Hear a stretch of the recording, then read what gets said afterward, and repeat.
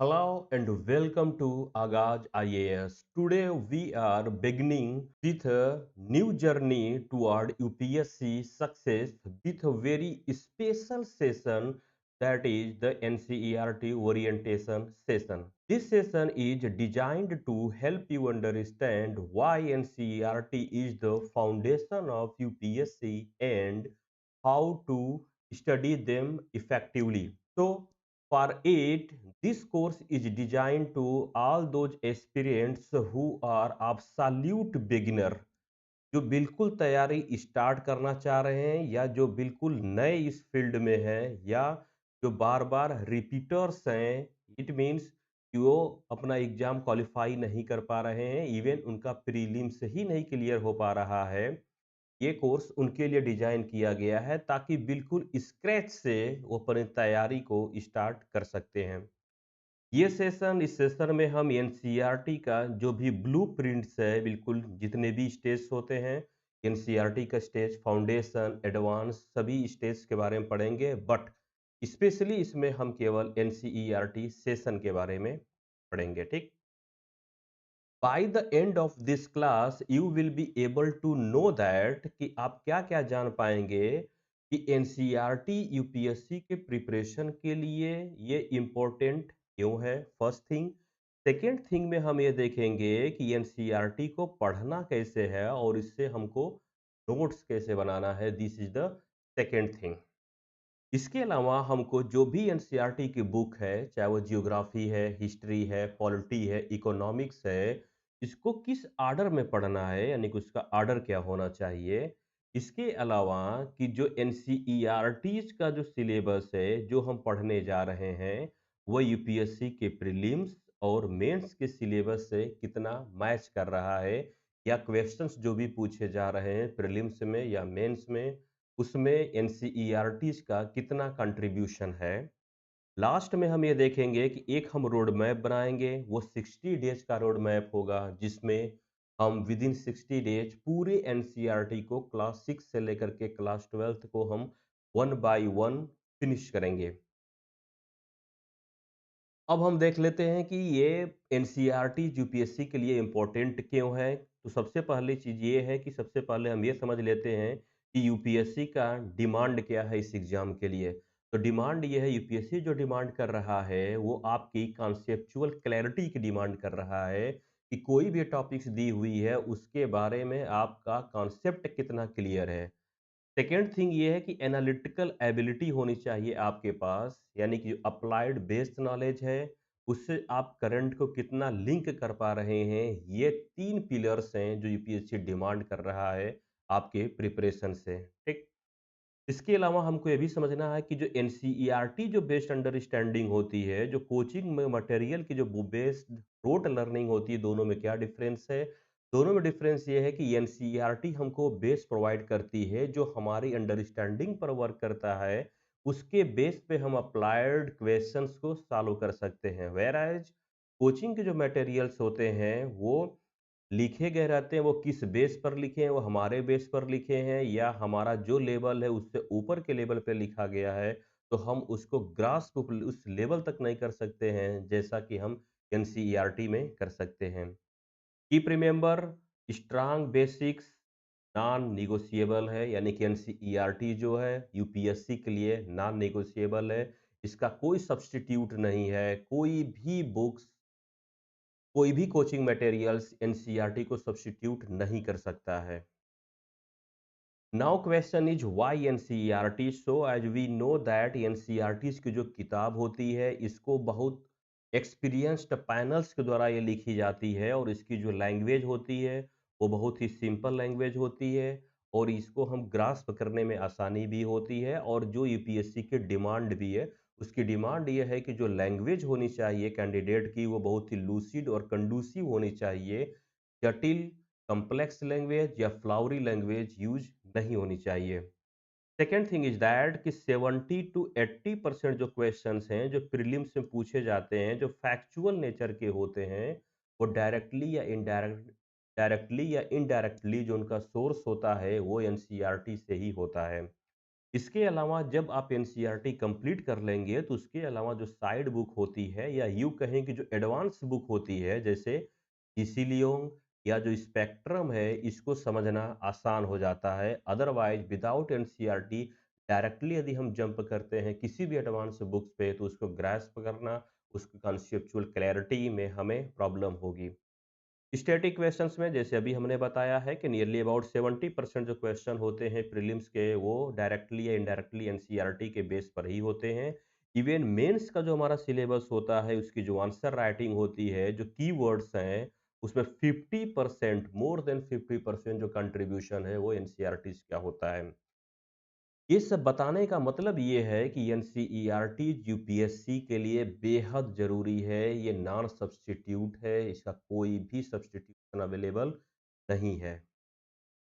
अब हम देख लेते हैं कि एनसीईआरटी में हमें कौन-कौन सी किताब, कौन-कौन सी बुक्स पढ़नी है। हिस्ट्री हिस्ट्री हमको पढ़नी है class 6 to 12th, geography 6 to 12th, polity 6 to 12th, economics 9 to 12th। ऐसा इसलिए क्योंकि इकोनॉमिक्स क्लास 9 से ही स्टार्ट होती है। सोशियोलॉजी हम पढ़ेंगे क्लास 11th और 12th। बेसिकली सोशियोलॉजी का जो एनसीईआरटी जो हमारे मेंस में काम आएगा। Science 6 to 10th, environment class 12th में जो बायोलॉजी और जियोग्राफी के बुक्स में दिया गया है उसको हम ये कवर करेंगे। ये मोस्टली हमारी एनसीईआरटीज़ की बुक है, नियरली अबाउट ये 7 बुक्स हैं, सभी को हम वन बाय वन क्लियर करेंगे। ठीक? इसके अलावा जो सेकंड क्वेश्चन से आता है कि जो एनसीईआरटी की बुक्स है उसको हमको कवर कैसे करना है, ठीक? यानी कि हमारे रीडिंग स्ट्रेटजी क्या होनी चाहिए?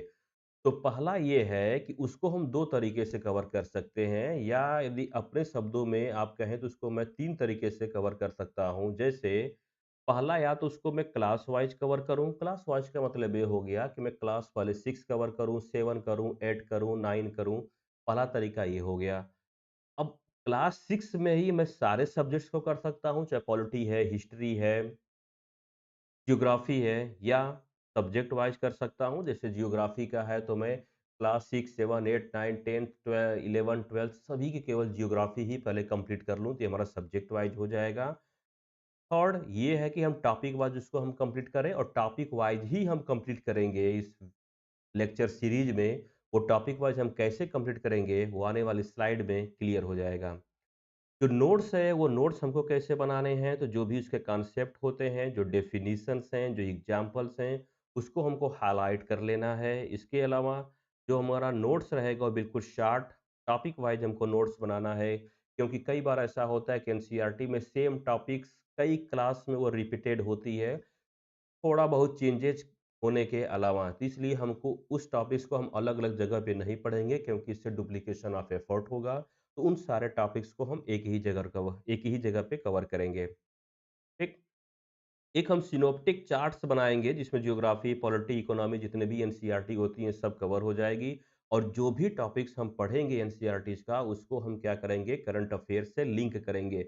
यदि करंट अफ़ेयर्स से हम उस टॉपिक्स को कवर या लिंक नहीं कर पा रहे हैं तो हमारी टॉपिक वो डेड हो जाएगी। इसका कोई भी सिग्निफिकेंस यूपीएससी प्रिपरेशन के लिए नहीं हो पाएगा, ठीक? और जो भी हम पढ़ाई करेंगे ये एक्टिव रीडिंग करेंगे। It means that you have to put questions why, how, what's the cause effect relationship, यानी कि हमको उसमें क्वेश्चन पूछना है। केवल हमको डेड बॉडी की तरह जो कॉन्सेप्ट्स होता है उसको ग्रैस्प नहीं कर लेना है, ये होता है तो होता है, नो नॉट एट ऑल। इसको हमको क्या करना है कि होता है तो क्यों होता है, कैसे होता है, ठीक?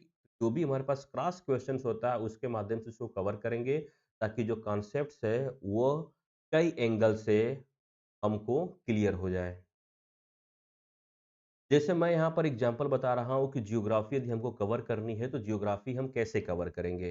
तो जियोग्राफी यदि हम क्लास 6 से लेकर के यदि हम क्लास 12 तक का सारा यदि हम इंडेक्स देखेंगे तो हमारा इंडेक्स कुछ इस प्रकार से बनेगा। ये हमारा क्लास 6 का है, क्लास 7 का इंडेक्स, क्लास 8, क्लास 9, क्लास 10 का इंडेक्स दिया गया है। इसके अलावा हम यहाँ पे देखेंगे तो ये हमारा क्लास 11 का है, पार्ट 1, पार्ट 2 यहाँ पर आएगा। ये 12th का इंडेक्स दिया गया है।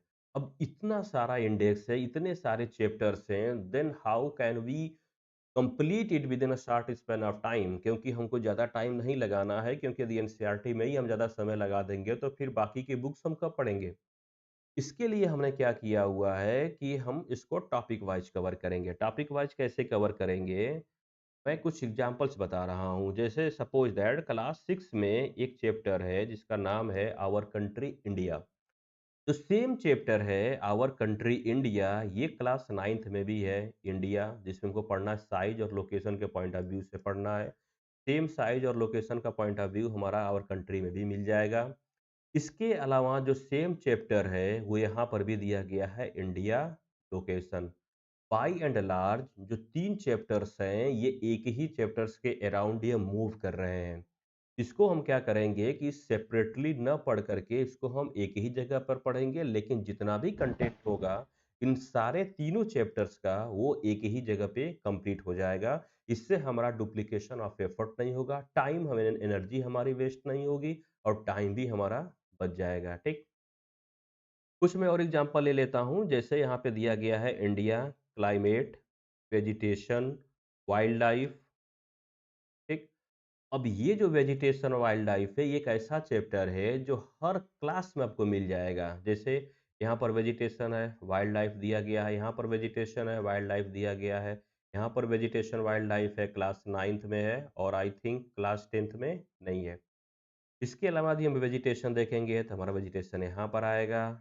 ठीक, बाकी जगह पे मुझे नहीं दिख रहा है। ठीक, तो इसका मतलब ये हुआ कि जितने भी ये वेजिटेशन है, वाइल्ड लाइफ है, सबको हम एक जगह पे क्लियर करेंगे इन वन गो, ताकि जितने भी ये 4-5 क्लासेस में वो टॉपिक दिया गया है, भले उसका लेवल अलग-अलग होगा, लेकिन हम उस लेवल को एक ही जगह पे कवर करेंगे। ऐसा इसलिए है क्योंकि अब आप क्लास 6, 7, 8, 9 में अब आप एकेडमिक में नहीं पढ़ रहे हैं, अब आप यूपीएससी की प्रिपरेशन कर रहे हैं, तो इसके लिए आपका मेंटल डेवलपमेंट इतना हो चुका है कि उन सारे टॉपिक्स को हम एक ही जगह पे कवर कर सकते हैं। ठीक? ये जियोग्राफी के लिए हमारे पास कुछ स्ट्रेटजी रहेंगी। ऐसे जितने भी टॉपिक्स वो मल्टीपल टाइम्स रिपीट हुए हैं या मल्टीपल क्लास में दिए गए हैं, उस टॉपिक को हम एक ही जगह पे कवर करेंगे। जो टॉपिक्स कहीं नहीं दिए गए हैं उन टॉपिक्स को हम एक ही जगह पे कवर कर लेंगे, यानी कि सिंगल टॉपिक पे कवर करेंगे। फॉर एग्जांपल, जैसे ग्लोब में लॉन्गिट्यूड लैटिट्यूड है, ये क्लास 6 में दिया गया है और ये टॉपिक कहीं नहीं दिया गया है उतने डिटेल में। तो लॉन्गिट्यूड और लैटिट्यूड जब क्लास 6 में दिया गया है तो इसको हम सेपरेटली एक जगह पे पढ़ लेंगे, क्योंकि कहीं पर भी इसका रिपीटेशन नहीं है। तो जिन भी टॉपिक्स का रिपीटेशन नहीं है उसको हम एक ही जगह पे पढ़ेंगे, एक ही लेक्चर में। और जिस टॉपिक्स का रिपीटेशंस कई बार है उन सारे टॉपिक्स को हम मिला करके एक जगह पे पढ़ेंगे। ठीक, इससे क्या होगा कि नियरली अबाउट यदि हम सारे चैप्टर्स को यदि हम काउंट करेंगे जियोग्राफी के क्लास 6 टू 12th के, नियरली अबाउट 80 चैप्टर्स हो जाएंगे, जिसको कंप्लीट करना एक हरकुलियन टास्क है, लॉन्ग लास्टिंग है। लेकिन इसको हम टॉपिक वाइज यदि हम कवर करेंगे तो ये हार्डली 40 टू 50 लेक्चर्स में ये कंप्लीट हो जाएगा। ठीक, तो मेरे ख्याल से जियोग्राफी के हमारे पास क्या अप्रोच रहेंगे इसको कंप्लीट करने के लिए, वो हमने देख लिया। इसके अलावा हमको ये देख लेना है कि जैसे एनसीईआरटीज़ का सिलेबस से क्या इंटीग्रेशन है, तो इसको यदि हम देख लें, तो पॉलिटी में एक चैप्टर्स आता है डेमोक्रेटिक राइट्स, जो हम क्लास 11th में पढ़ेंगे और ये डायरेक्टली हमारा ये जीएस पेपर सेकंड का ये टॉपिक है। ठीक उसी तरह से जियोग्राफी का है, इंडिया फिजिकल फीचर्स है, ये जीएस पेपर फर्स्ट का है। इकोनॉमी का money and banking still questions यहाँ पर बहुत ज़्यादा पूछे जाते हैं अब भी, जो हमारे जीएस पेपर थर्ड का पार्ट है। Society unity and diversity GS paper first का ये पार्ट है। तो एनसीईआरटी से डायरेक्टली जो यूपीएससी का सिलेबस है वो इंटरलिंक्ड है, इंटीग्रेटेड है। तो हमको इस तरह से यूपीएससी की जो सिलेबस मेंशन किया हुआ है उसके बारे में हम यहाँ से पढ़ सकते हैं। अब हमको ये देख लेना है कि नोट मेकिंग कैसे करना है या रिवीजन का टेक्निक्स हमारे पास क्या होने चाहिए। तो याद रखें कि जो भी हम नोट्स बनाएंगे एनसीईआरटी के लिए वो 1 पेजर नोट्स होना चाहिए। इसमें आपको नोट्स बनाने की ज़रूरत नहीं है। नोट्स आगाज आईएएस के प्लेटफॉर्म की तरफ से सेल्फ मेड ये प्रिपेयर्ड रहेंगे। इसको आपको एज इट जैसे दिया गया है वैसे ही आपको डाउनलोड कर लेना है। अब उस मैप में क्या रहेगा? माइंड मैप रहेगा, flow charts, keywords. It means that कि जो नोट्स प्रोवाइड किए जाएंगे वो बहुत ही क्रिस्पी रहेंगे, वर्डी नोट्स नहीं रहेंगे, टेक्सचुअल फॉर्मेट में नहीं रहेंगे। ठीक, रिवीजन यदि आप करना चाहते हैं एनसीईआरटी का तो इसके लिए आपके पास 3 स्टेज होते हैं। फर्स्ट रीडिंग में क्या करेंगे, हम उसको अंडरस्टैंड कर सकते हैं। सेकेंड रीडिंग में हम उसको हाईलाइट कर सकते हैं और जब पूरी टॉपिक हमको ग्रास्प हो जाती है उस टाइम पर हम उसका नोट्स बना सकते हैं। यदि हम फर्स्ट रीडिंग में नोट्स बनाएँगे तो डेफ़िनेटली हमारा जो नोट्स होगा बहुत ही बल्की हो जाएगा, वर्डी हो जाएगा, टेक्सचुअल फॉर्मेट में हो जाएगा, जिसको रिवाइज़ करना पॉसिबल नहीं हो पाएगा। हमेशा याद रखें, नोट्स जब भी बनाएँ तो उसमें हम कुछ एक्स्ट्रा पॉइंट हम उसमें ऐड कर सकें, ना कि ऐज़ इट वो कॉपी एंड पेस्ट होना चाहिए बुक का। एनसीईआरटी की जो कंप्लीशन की स्ट्रेटजी है, ये 60 डेज का हम एक प्लान लॉन्च कर रहे हैं, जिसमें daily nearly about 2.5 to 3 hours की क्लास रहेगी। मल्टीपल वीडियोज रहेंगे, जिसमें आप एनसीईआरटी को कंप्लीट किया जाएगा विद इन 2 मंथ्स। तो स्टार्टिंग में हम कहाँ से स्टार्ट करेंगे? जियोग्राफी और पॉलिटी से स्टार्ट कर रहे हैं। Why geography and polity? So that current affairs में जो भी घटनाएं हो रही हैं वो मैक्सिमम जियोग्राफी और पॉलिटी से ही होती है, तो उसको ग्रास्प करना आसान हो जाएगा यहाँ से। डायरेक्टली हम उसको इंटरलिंक कर सकते हैं। इसके अलावा हिस्ट्री है, economy, science, environment, sociology, these are the 7 NCERT books we are going to be completed. जो हमारा आउटपुट है एनसीईआरटीज का, वो कैसा होना चाहिए? तो उसमें कॉन्सेप्चुअल क्लैरिटी होनी चाहिए, first thing, as I told you earlier. Second is the topic mapping to UPSC GS syllabus, यानी कि जीएस का जो सिलेबस है और एनसीईआरटी का जो पार्ट्स हम पढ़ रहे हैं, उससे सिलेबस से कितना वो टैली कर रहा है। यदि वो टैली ही नहीं कर रहा है, यदि वो मैच ही नहीं कर रहा है, फिर वो इरिलेवेंट टॉपिक है, उसको पढ़ने का कोई सेंस ही नहीं बनता है। ठीक। 60 डेज एनसीईआरटी रीडिंग स्केड्यूल हमारा क्या रहेगा? तो जो हमारा ये बैच है एनसीईआरटी का बैच, जिसमें हम एनसीईआरटी पूरी तरह से कंप्लीट करने जा रहे हैं, जिसमें एनसीईआरटी को हम मास्टर करेंगे विद इन 2 मंथ्स। ठीक। ये स्टार्ट हो रहा है 3rd of November, it means that upcoming Monday, जिसमें हम पढ़ेंगे जियोग्राफी और पॉलिटी। दो एनसीईआरटी बिल्कुल साथ में चलेगी। इसका जो टाइम स्केड्यूल है वो 3rd नवंबर से 30th नवंबर तक है।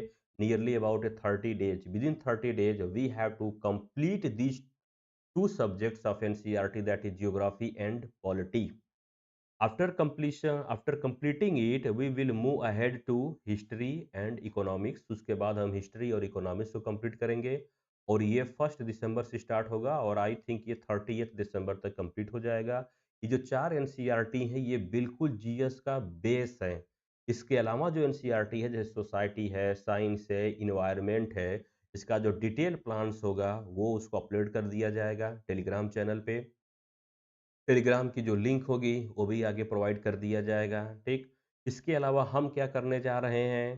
तो जो भी लेक्चर पढ़ाया जाएगा, उस लेक्चर का जो नोट्स होगा, सभी लेक्चर्स के उसका नोट्स प्रोवाइड किया जाएगा। ठीक। वो 1 पेजर नोट्स या हार्डली वन टॉपिक का 2 या 3 पेज का नोट्स रहेगा, जिसमें मल्टीपल टॉपिक्स भी शामिल हो सकती है। इसके अलावा टॉपिक जैसे ही खत्म होती है, नियरली अबाउट 20 एमसीक्यूज यूपीएससी के पैटर्न पे रहेंगे, जो आपको प्रोवाइड कराए जाएंगे। इसका फ़ायदा ये होगा कि जो टॉपिक्स है वो अच्छे से रिवाइज हो जाएगी, ग्रेस्पिंग पावर आपकी बढ़ जाएगी, कॉन्सेप्चुअल क्लैरिटी एमसीक्यूज से ज़्यादा आएंगे। ठीक। इसके अलावा कुछ कॉमन मिस्टेक्स और मिथ होते हैं एनसीईआरटी के बारे में, जो कुछ पीपल्स के द्वारा ये स्प्रेड किए जाते हैं। First one is that NCERTs are too basics, ये बहुत ही बेसिक्स है। ओ माय गॉड, ये तो क्लास 6, 7, 8 का पढ़ना है, मैं तो ग्रेजुएशन कर चुका हूँ, then how can study all those such type of books class 6, 7 and 8. But believe me, those books are very standard books. You cannot replace those books with any coaching materials or even any study materials. Second thing is that the making long wordy notes, and in the first glance if you are reading NCERTs and और आप notes बनाने बैठेंगे, तो बिल्कुल आप Verde notes बनाएंगे, textual format में notes बनाएंगे, क्योंकि आपको आइडिया ही नहीं होगा कि जो हम पढ़ रहे हैं वो कितना इम्पोर्टेंट है। इनिशियली ये लगता है कि एनसीईआरटी में जितनी भी लाइन लिखी गई है वो सारी की सारी लाइन इम्पोर्टेंट है। तो जब सारी लाइन इम्पोर्टेंट होती है, तो इसका मतलब ये हुआ कि सारी लाइन्स हमारे कॉपी में होना चाहिए, हमारे नोट्स में होना चाहिए। यदि हम ऐसा कर रहे हैं तो हम क्या कर रहे हैं बेसिकली, कि एक बुक से हम दूसरी बुक बना रहे हैं। ठीक। वो हमारे काम में नहीं आएगी। इसके अलावा क्या है कि एनसीईआरटी का जो भी पार्ट्स हम पढ़े हैं, उस पार्ट्स को यूपीएससी के सिलेबस से टैली कराना है। यदि वो टैली नहीं कर रहा है तो हम उसको नहीं पढ़ेंगे। अदरवाइज मैक्सिमम जो पार्ट्स है जो हमने लिया है, history, geography, polity, economics, maximum parts क्या होते हैं उससे टैली करते हैं, तो इसको हम ब्लाइंडली फॉलो कर सकते हैं। अब जैसे कि एनसीईआरटी में जो भी डायग्राम दिया हुआ होता है, मैप है, डेटा है, तो ऑफ़न हम क्या करते हैं उसको इग्नोर कर देते हैं एज़ सच दैट कि ये इम्पोर्टेंट नहीं है। बट कुछ मामले में वो इम्पोर्टेंट होते हैं, उससे हमारा कॉन्सेप्चुअल क्लैरिटी भी बढ़ जाती है और उसका क्या सिग्निफिकेंस होता है, वो जैसे-जैसे लेक्चर कंप्लीट होता जाएगा, उसमें ये क्लियर कर लिया जाएगा।